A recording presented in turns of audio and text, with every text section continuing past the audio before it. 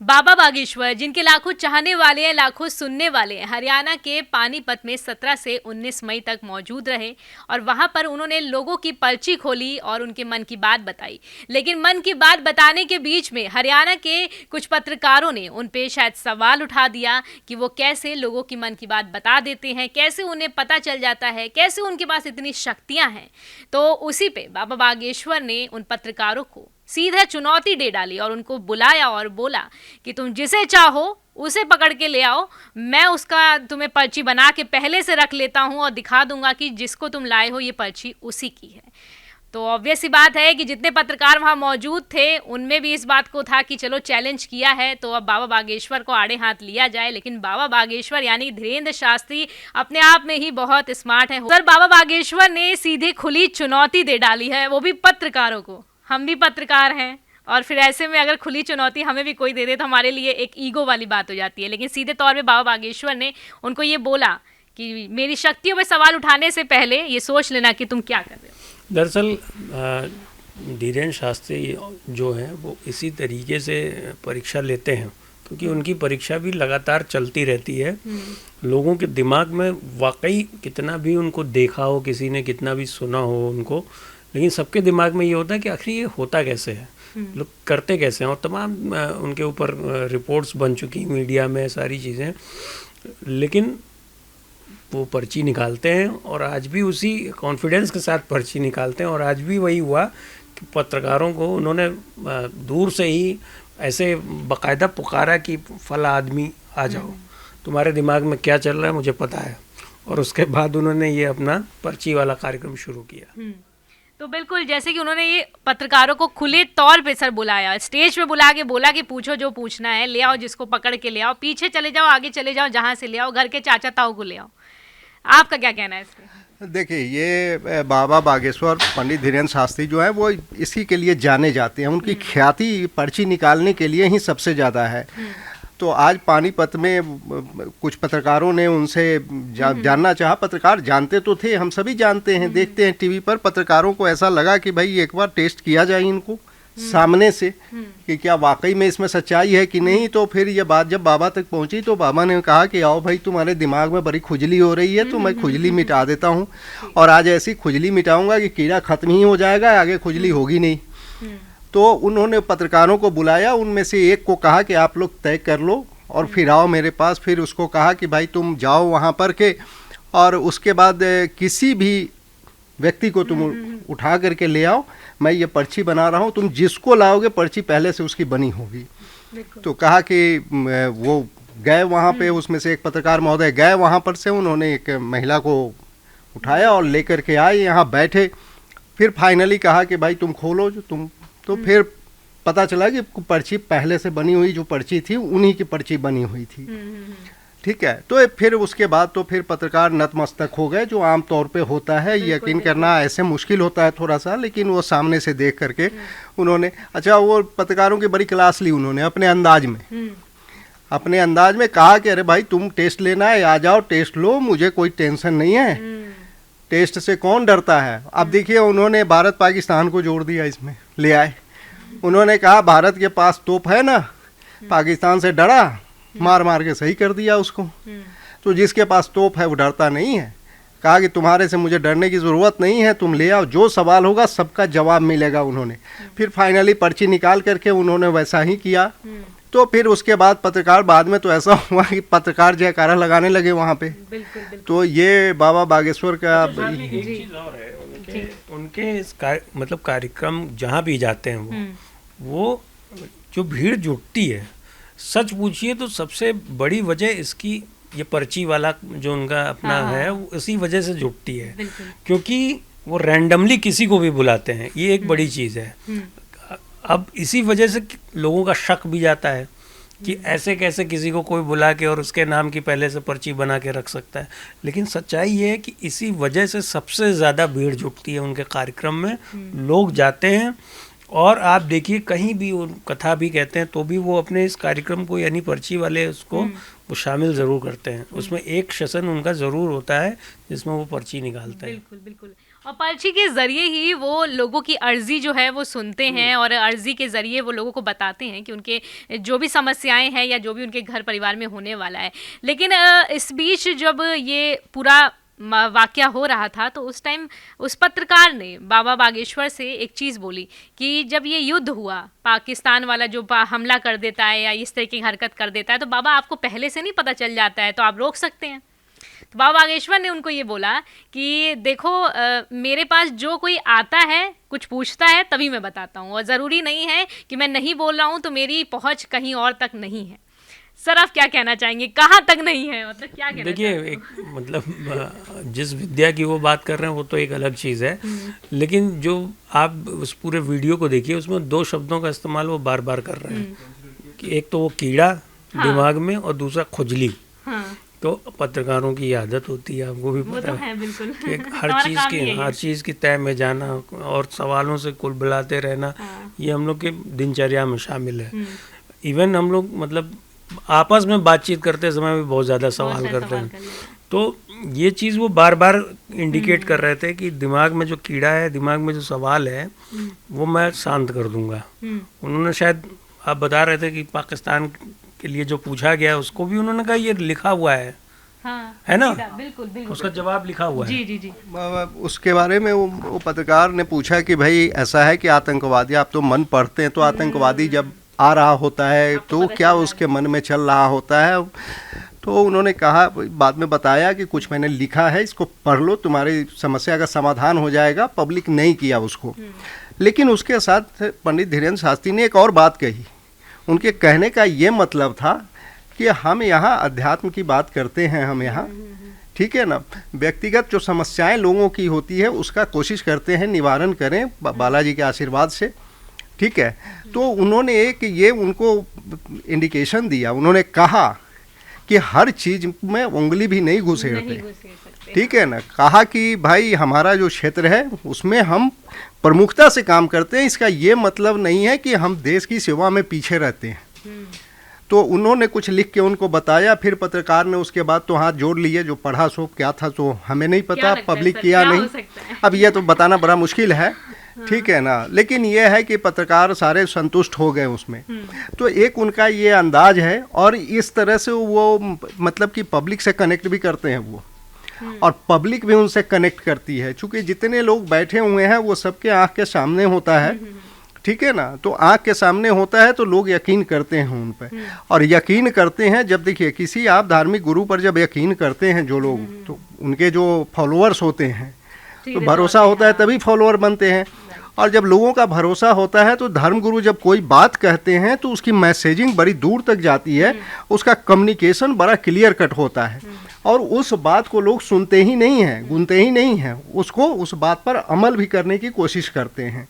तो बाबा बागेश्वर का जो है, ये बाबा बागेश्वर की जो क्या कहूँ मैं, बाबा लोकप्रियता है उसकी एक बड़ी वजह ये है कि चमत्कार तो हैं ही इनके, पर्ची तो चमत्कार है, ठीक है ना। चमत्कार मानते हैं लोग उसको, तो चमत्कार मानते हैं, उसके साथ साथ इनका देखिएगा, इनका जो कथा के दौरान जो ऑडियंस है उनसे जो इनका कनेक्ट होता है, उनका जो कम्युनिकेशन होता है वो बड़ा लोकलाइज होता है, बिल्कुल बड़ा जमीन पर उतर के, बड़ा उस सुनने वालों के लेवल पे उतर के होता है, इसलिए इनका प्रभाव बहुत ज़्यादा होती है एकदम कि मतलब संवाद करते समय कोई औपचारिकता नहीं होती है कि कोई बुजुर्ग है क्या है, उससे एक भाव से मिलना, चाहे महिला हो चाहे लड़का हो, कोई भी हो, किशोर हो, तो वो एक जो एक आत्मीयता वाला होता है ना कि अपनापन टाइप से बात करते समय बेबाकी से अपनी बात कहना, बुलाना, हक के साथ पूछना, ये चीज़ क्या है कि वो थोड़ा सा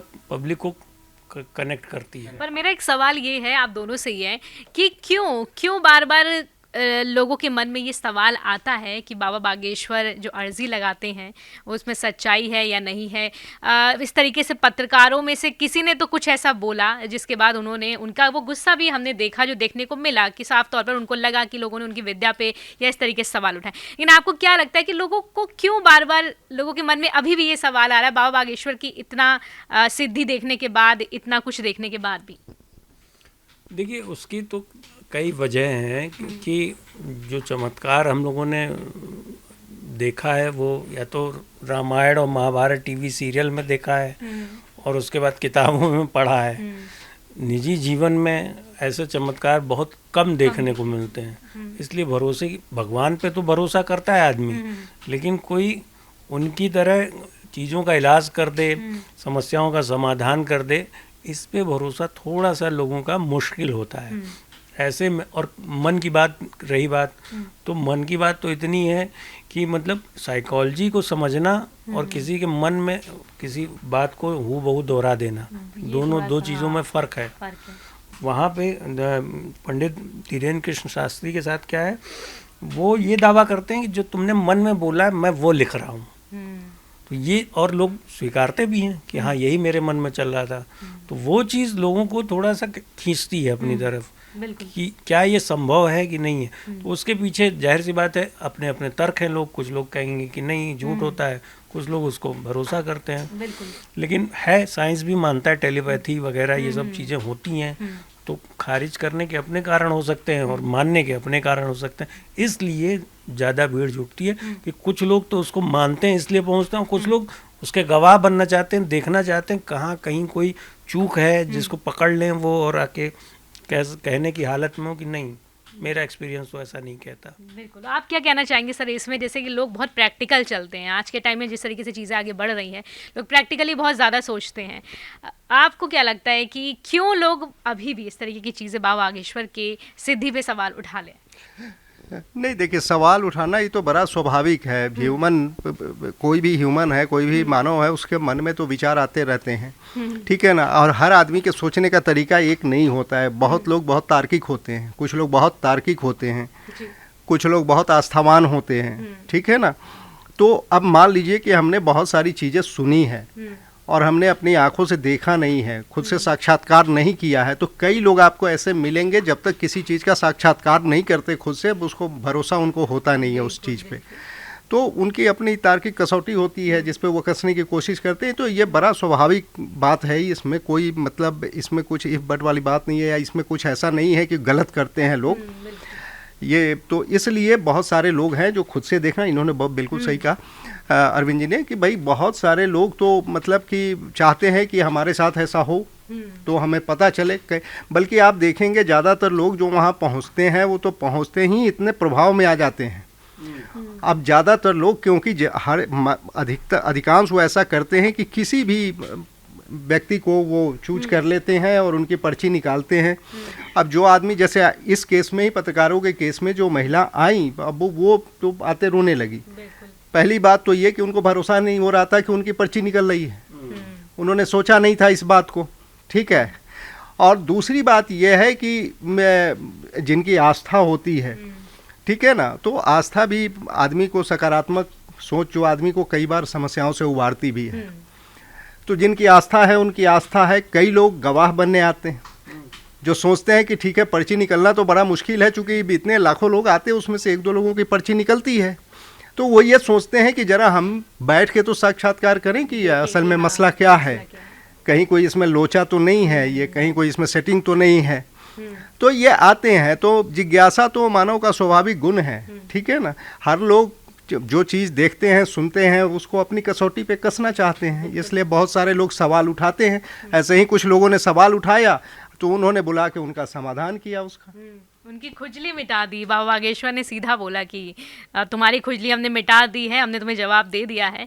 अभी हम दिल्ली में भी जब बाबा बागेश्वर आए थे, तो जब हम लोग गए थे, हमारी टीम गई थी न्यूज़ कॉरिडोर की, तो वहाँ पे भी हमने जिस तरीके से आपने बोला कि प्रभाव में लोग आ जाते हैं, उस टाइम पे भी वहाँ पे जितने लोग थे उनके मन में बहुत सारी चीज़ें थी, बहुत प्रभावित थे बाबा के आने से पहले भी, और बाबा के आने के बाद तो और ज़्यादा उत्साहित थे। बिल्कुल। एक चीज़ और है, प्रभाव है क्यों ये भी समझना होगा। प्रभाव इसलिए है कि जो हमारा देश है वो मतलब संतों साधुओं की परंपराओं वाला देश रहा है। हमारी समस्याओं का समाधान हमें धर्म में ही या अपने भगवान में ही हमने खोजा है। अब उसका जरिया कोई गुरु बनता है, संत बनता है, साधु बनता है, तो हम उसके यहाँ स्वाभाविक तौर पे जाते हैं, जुड़ जाते हैं। क्योंकि बहुत सारे निराकरण समस्याओं के रोज़मर्रा के हों चाहे बहुत बड़ी ज़रूरत के हों, वो हमको ये कहा गया है, सिखाया जाता है बचपन में ही कि भगवान की पूजा करो, उनकी साधना करो, आराधना करो, सब सही हो जाएगा। बिल्कुल, मतलब हाँ। अच्छा, इन्होंने जो बात की बड़ी अच्छी बातें इन्होंने कही है। देखिए, हमारा जो सनातन का जो जीवन दर्शन है, ठीक है ना, अब उसमें सकारात्मकता के लिए बहुत स्पेस है, मतलब सकारात्मकता पर बहुत जोर दिया गया है।